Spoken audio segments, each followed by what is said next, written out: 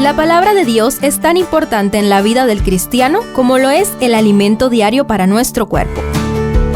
Estudia con nosotros el capítulo del día en Reavivados por su palabra.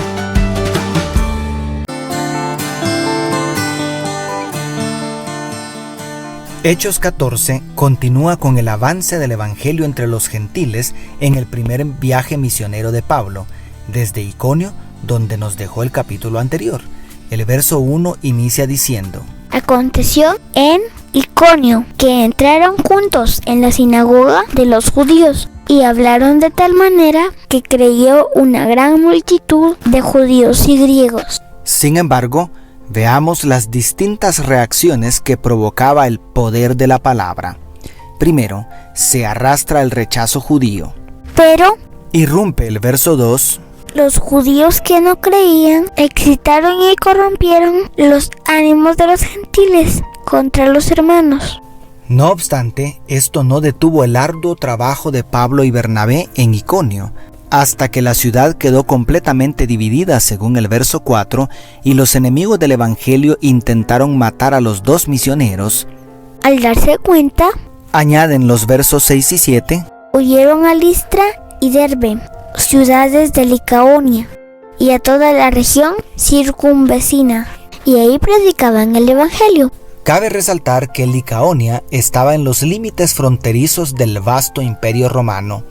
El patrón sigue repitiéndose. Los apóstoles predican primero en la sinagoga de cada ciudad y los judíos obligan a abandonar la ciudad levantando persecución. Y, como vemos más adelante en el capítulo, aún en las ciudades donde no había judíos, estos llegaban a perseguir. Bien había dicho el maestro: El que no es conmigo, contra mí es. En Lucas 11:23. Segundo, los gentiles intentan adorar a los apóstoles. En absoluto contraste, después de sanar a un cojo de nacimiento en Listra, la ignorancia y superstición pagana de los lugareños hizo que exclamaran en su lengua materna: Dioses con la semejanza de hombres han descendido a nosotros. Según el verso 11. Además, pensando que Bernabé, el más alto, era Zeus, y Pablo, el que había dirigido la palabra, era Hermes, hijo y siervo de Zeus, se emocionaron y empezaron a preparar un sacrificio para adorar a los embajadores del Dios verdadero. ¿Qué hubieras hecho tú en los zapatos de Pablo y Bernabé? Los apóstoles rasgaron sus ropas y alzaron la voz para reprender con muchísimo tacto el terrible pecado que por ignorancia estaban a punto de cometer. De manera que, con suma dificultad, lograron impedir el sacrificio idólatra según los versos 14 al 18.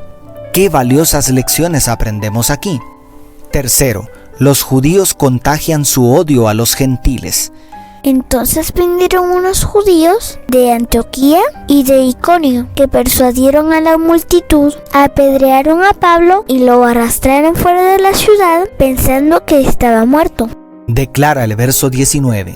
El odio de los judíos viajó 150 kilómetros y unió a 3 ciudades para silenciar a los mensajeros del Señor. Y, más asombroso aún, la multitud cambia de parecer en un instante por la influencia de quienes pretendían adorar al mismo Dios que los apóstoles. Pero Interrumpe el satánico homicidio el verso 20. estando rodeado por los discípulos, se levantó y entró en la ciudad. Al día siguiente, salió con Bernabé para Derbe.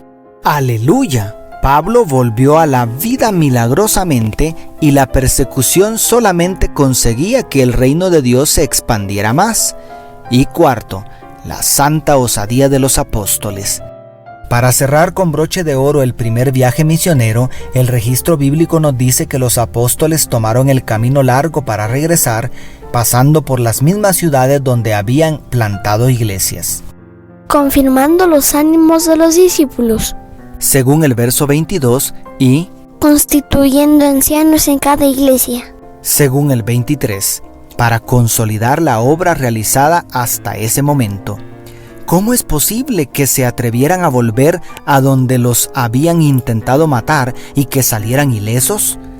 No olvidemos que el Espíritu Santo tenía el control de todo lo sucedido en la expansión del Evangelio hasta lo último de la tierra. ¿Estamos nosotros dispuestos a llevar el Evangelio a lugares peligrosos? ¿Seguimos confiando en el poder del Espíritu Santo como Pablo y Bernabé? Pidamos el valor necesario para completar la tarea. Dios te bendiga. ¿Tus amigos? La familia Sosa.